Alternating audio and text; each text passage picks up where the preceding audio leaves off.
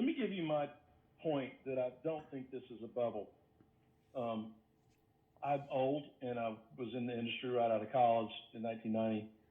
Um, 2002 was the last normal year in housing, period. How do I know that? Because the decade before that, we had very steady metrics that were all the same. We were growing price wise at 4.5% in Atlanta. That was 10 years we were doing that. The gap between new and resale pricing was 10%. That's a very narrow gap. So when you only have a 10% premium for a new home, you're going to sell a lot of them.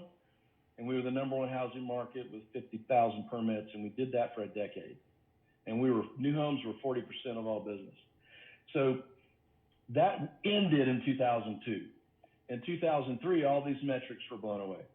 In 2003, home prices went up at double-digit rates, and lot prices went up at 15%. So that was 1 year that happened. We thought it was an anomaly. We couldn't discern what caused it. We didn't know that if you had a 520 credit score and just got a San Quentin, we were putting you in a house. That's what's fueled that. But it didn't stop in 2003.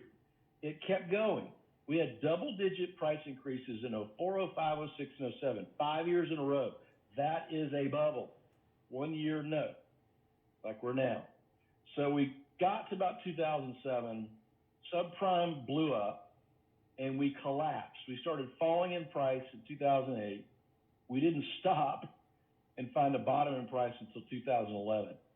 So at 2011, devastation, massive foreclosures.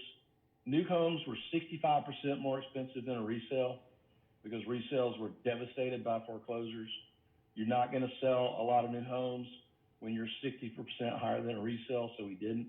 We dropped 90% in the very important new home industry in our economy, and new homes were only 11% of the market share. So let me put it in perspective. If you forget that we had, in the last 20 years, a boom and bust, and say, what if we were normal?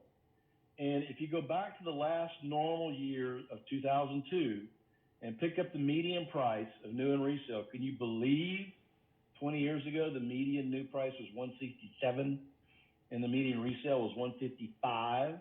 So that's our baseline. And instead of what actually happened, which is a boom and bust, let's assume that we stayed at a normal 4.5% annual appreciation. And you do that for 20 years. You can do that on a spreadsheet. Don't trust me. Take 167 on a spreadsheet, appreciate it for 20 years at 4.5%. Where you should be using that metric at new home prices is 404. Where are we actually? A little bit higher than that, but not out of control. We're 427. So we're a little bit more than where we should be.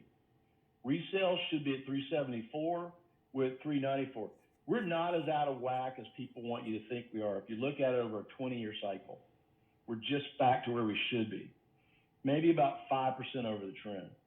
So again, look things long term. This is what should have happened. This line is what did happen. The bubble went above the trend, collapsed below it, and we found a bottom in 11 in prices. So the blue line is actual prices. The bars are what should have happened. And now we're just back to where we should be after 20 freaking years. Now we've gone above the trend, 5%. I think that's going to moderate. 4.5 is our normal. Should have been that way for the last 20 years. By the way, if you go back to 1975, 46 years ago, to now, the average home appreciation in our country is 4.6%. So that is amazing. And it was going back to 4.6%.